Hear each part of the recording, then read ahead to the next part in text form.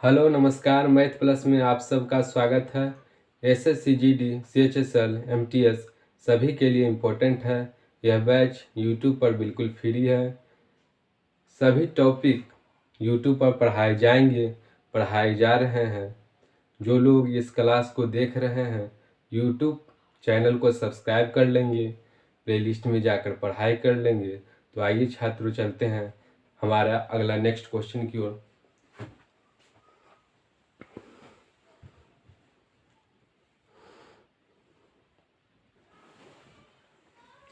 देखिए, हमारा अगला प्रश्न है, दो संख्याओं के बीच 5:4 का अनुपात है। यदि पहली संख्या के 40% का मान 12 हो तो दूसरी संख्या के 50% कितना होगा।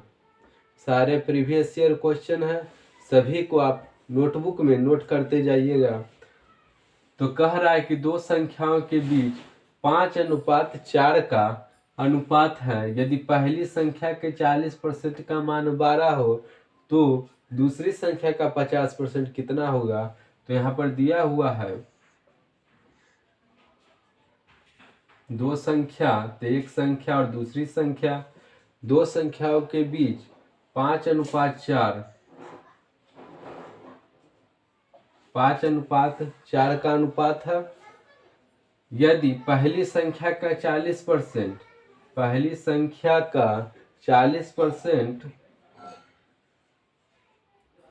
का मान 12 है, तो परसेंट में दिया हुआ है, तो परसेंट को पहले भिन्न के रूप में चेंज करेंगे। तो 40% है तो इसको भिन्न में कैसे चेंज करेंगे। देखिए, 40% हटेगा तो 100 आ जाएगा, परसेंट हटेगा 100 आ जाएगा। 20 दूनी 20 100, 2/5। तो 40% का वैल्यू आ गया 2/5। 40% का वैल्यू 2/5 बराबर 12। 2 से 12 6 बार में कैंसिल होगा। पहली संख्या 6×5 = 30 आ गया। लेकिन देखेंगे कि क्वेश्चन में पहली संख्या का रेशियो कितना दिया हुआ है। तो यहाँ पर रेशियो में 5 दिया हुआ है, जबकि रेशियो पहली संख्या आया कितना, 30 आया। तो इसका वैल्यू इसके बराबर हो जाएगा।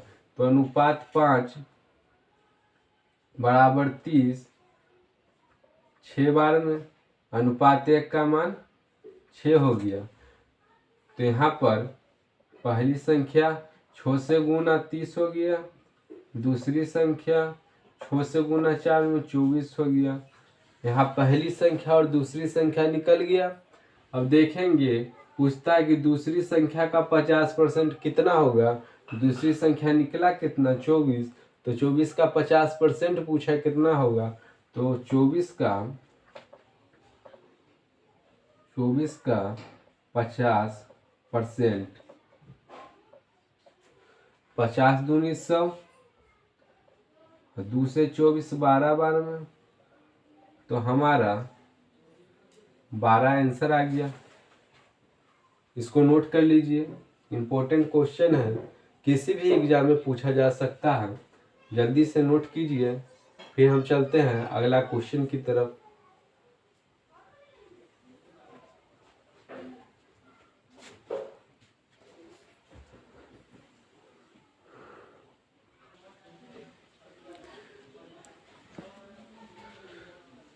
देखिए, हमारा क्वेश्चन है, जब एक संख्या का 60% किसी अन्य संख्या से घटाया जाए तो दूसरी संख्या घटकर अपना 52% रह गई। पहली संख्या का दूसरी संख्या से अनुपात क्या है। इस तरह का क्वेश्चन हमेशा एग्जाम में पूछा जाता है, इसलिए आप यह क्लास देख रहे हैं तो अपने नोटबुक में ज़रूर इस क्वेश्चन को नोट कीजिए और इसे रिवाइज भी कीजिए दोस्त। देखिए कैसे बनेगा क्वेश्चन। जब एक संख्या का 60% किसी अन्य संख्या से घटाया जाता है, कोई एक संख्या मान लेते हैं किसी एक संख्या का 60%, एक संख्या x का 60% किसी अन्य संख्या से घटाया जाता है, y से मान लिए कोई संख्या घटाया जाता है तो दूसरी संख्या घटकर अपना 52% रह गई। ये दूसरी संख्या जो है घटकर अपना 52% रह गई। अब इस इक्वेशन को सॉल्व कर देना है। तो y माइनस x का 60% परसेंट में है तो इसको भिन्न में लाएंगे तो परसेंट हटेगा तो बटा में कितना 100 बराबर बाई गुना 52% है, परसेंट हटेगा तो बटा में 100, 52 बटा में 100। इसको सॉल्व कीजिए, काटिए, इसको देखिए, विभाजित कीजिए। 20 तिया 60, 20 पचे 100, 13 चौक 52, 25 चौक 100। यहाँ तक हो गया। y माइनस 3x बटा 5 4y बटा 25। अब यहाँ देखिए y को y के तरफ और x को x के तरफ लिखेंगे तो y माइनस 4y बटा 25 इधर हो गया 3x बटा 5। यहाँ तक कोई दिक्कत नहीं दोस्त। 25 जो है इधर जाएगा तो 25y माइनस 4y बटा 25 बराबर 3x बटा 5।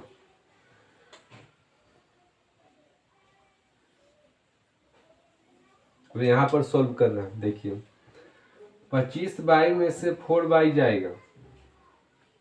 देखिए यहाँ पर सोल्व कर रहे हैं तो हो गया 21y बटा 25 बराबर 3x बटा 5। तो 5 से पावर 5 बार में 21y 5 इधर भाग में उधर जाएगा गुना में 15x x बटा y 21 बटा 15 बराबर x बटा y। अब इसको विभाजित कीजिए। 7 या 5 या हमारा वैल्यू क्या निकला x बटा y का 7 बटा 5। नोट कीजिए, फिर हम नेक्स्ट क्वेश्चन की ओर चलते हैं।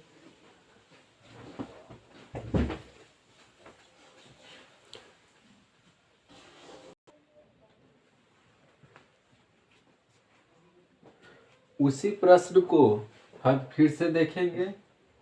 जब एक संख्या का 60%, फिर से आप लोग नोट कर लीजिएगा, जब एक संख्या का 60% किसी अन्य संख्या से घटाया जाए तो दूसरी संख्या घटकर अपना 52% रह गई तो पहली संख्या का दूसरी संख्या से अनुपात क्या है। तो बताए थे कि एक संख्या का 60%, तो x का 60% दूसरी संख्या यानी 22 से घटाया जाएगा तो वह दूसरी संख्या घटकर अपना 52% हो जाएगी। तो यहाँ पर 60% है तो इसको भिन्न में मान निकालेंगे तो 3 बटा 5। तो y माइनस 3x बटा 5 बराबर इधर यहाँ पर विभाजित कीजिए तो 13 चौक 52, 25 चौक 100, तो 13y बटा 25। यहाँ 5 है, इधर गुना होगा तो 5y माइनस 3x बटा 5, 13y बटा 25। 5 से 25 5 बार में कैंसिल। तो यहाँ पर जो 5 बचा इस 5 से इधर गुना हो जाएगा तो 25y माइनस 15x बराबर 13y। अब यहाँ देखेंगे कि y वाला को y के तरफ एक साइड कर देंगे तो 25y माइनस 13y बराबर 15x। तो 12y 25y में से 13y गया तो 12y बराबर 15x। तो यहाँ से x बटा y बराबर क्या हो जाएगा 12 बटा 15, 4 तिया 12, 5 तिया 15, x बटा वाई का मान क्या निकलेगा 4/5 या रेशियो में 4:5। ये राइट आंसर है, इसको आप फिर से नोट कर लीजिए। चलते हैं अब नेक्स्ट क्वेश्चन की ओर।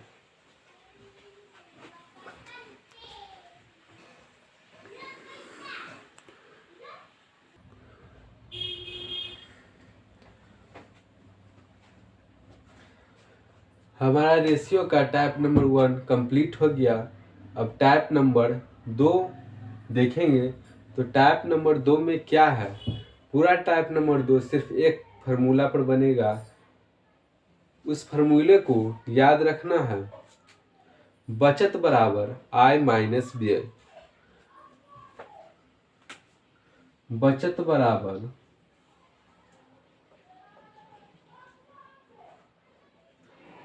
आय माइनस व्यय।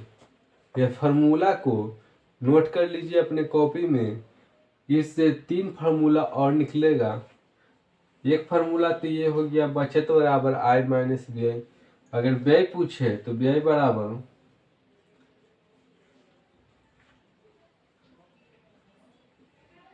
आय माइनस बचत। व्यय पूछे तो व्यय बराबर आय माइनस बचत। तो बचत हो गया, व्यय हो गया और आय बचा। तो आय बराबर इनकम, आय बराबर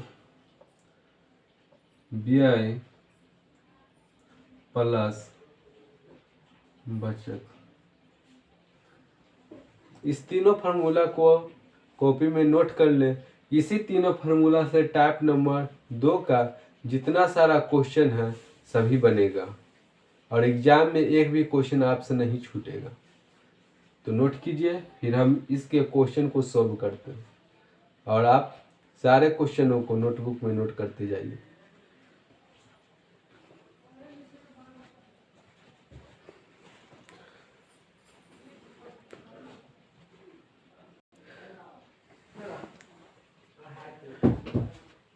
देखिए हमारा अगला क्वेश्चन बहुत ही इम्पोर्टेंट है।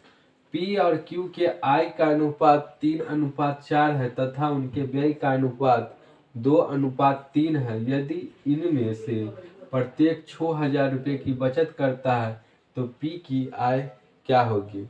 इस तरह का क्वेश्चन आपको किसी भी एग्जाम में मिल सकता है।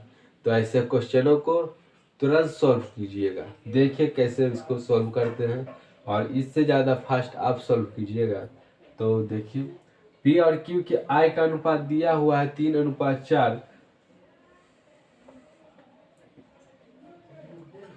P और Q के आय का अनुपात कितना दिया हुआ है? 3:4। यह आय का अनुपात है और व्यय का अनुपात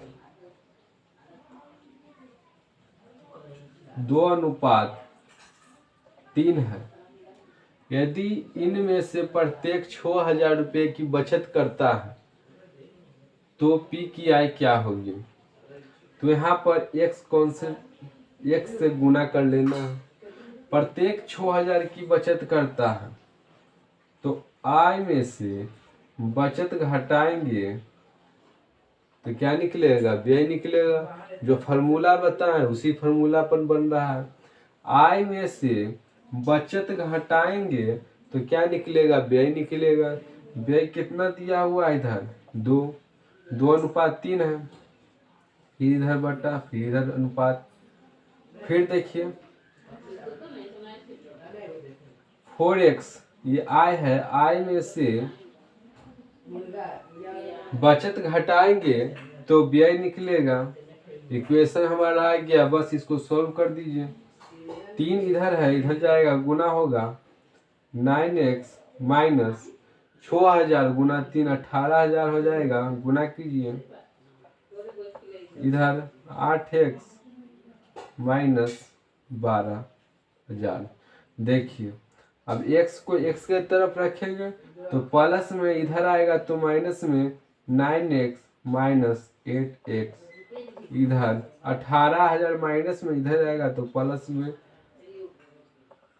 इधर माइनस में पहले से है, तो 9x में से 8x गया तो x 18,000 में से 12,000 गया तो 6,000।